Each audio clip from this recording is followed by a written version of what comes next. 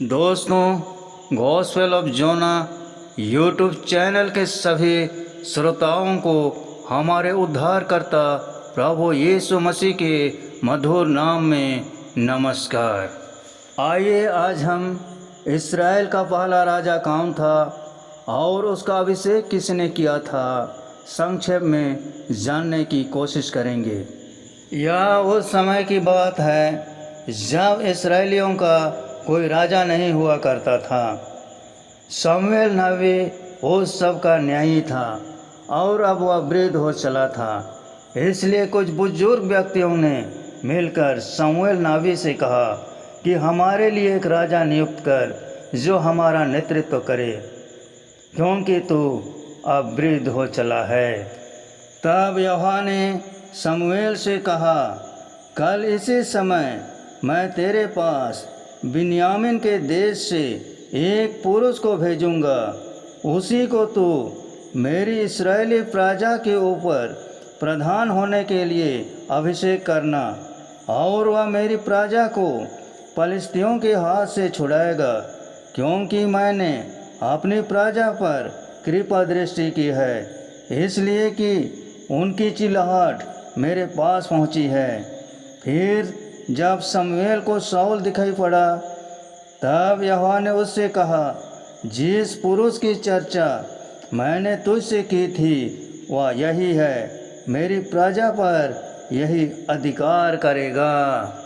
शमूएल ने एक कुपी तेल लेकर शाऊल के सिर पर उंडेला और उसे चूमकर कहा, क्या इसका कारण यह नहीं कि यहोवा ने अपने निज भाग के ऊपर प्रधान होने को तेरा अभिषेक किया है?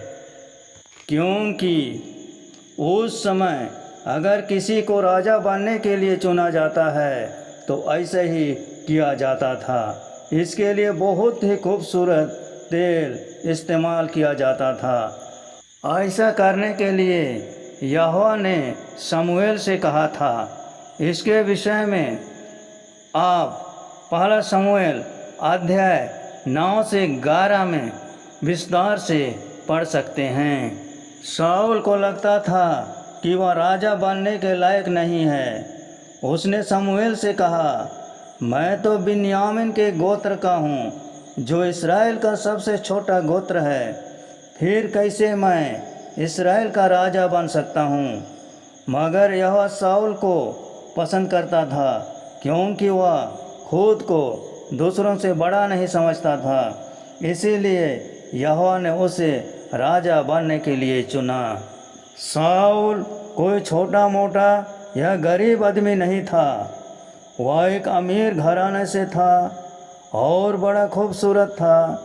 वह बहुत ऊंचे कद का था, इतना कि वह सारे इस्राएलियों से 1 फुट ज़्यादा लंबा था।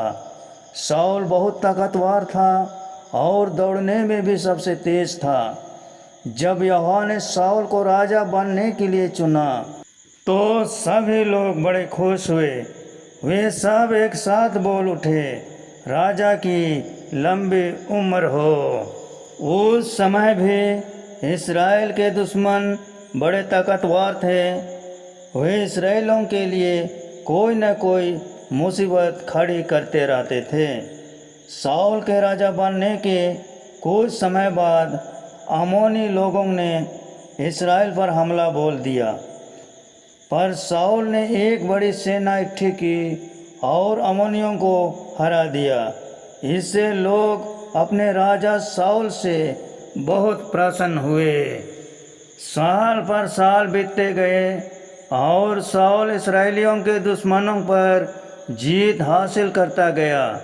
शाऊल का एक बेटा था जिसका नाम जोनाथन था।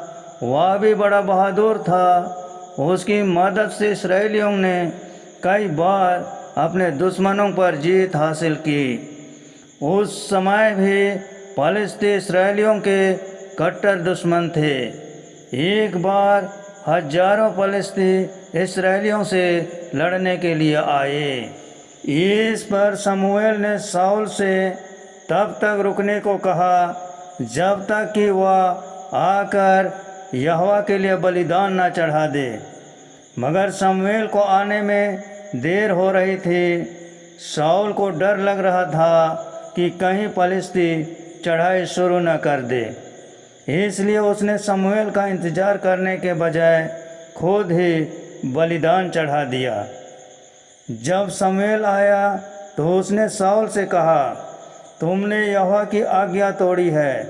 अब यहोवा इस्राएल पर राजा होने के लिए किसी और को चुनेगा।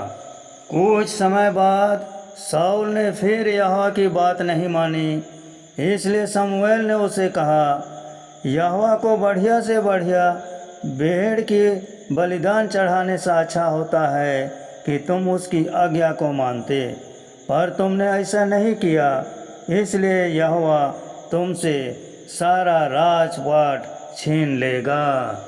इस कहानी से हम एक अच्छा सबक सीख सकते हैं। जब यहोवा का अभिषेक और अनुग्रह हमारे ऊपर रहता है तो हम हर मुसीबत का सामना कर सकते हैं और उसमें विजय हासिल कर सकते हैं। किंतु जब हम उसके आज्ञाओं का पालन नहीं करते हैं, उसका उल्लंघन करते हैं, तो उसका अभिषेक, उसका अनुग्रह हमारे ऊपर से चला जाता है।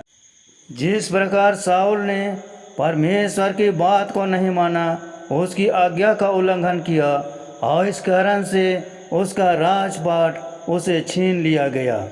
इसलिए यहोवा की आज्ञा का पालन करना हमारे लिए बहुत ज़रूरी है। यहोवा का आज्ञा पालन न करने से शाऊल जैसा एक अच्छा इंसान भी बुरा बन सकता है।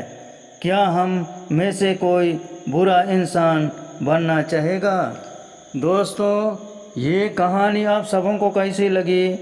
अच्छी लगी तो शेयर करें, लाइक करें और सब्सक्राइब ज़रूर कर दें। धन्यवाद।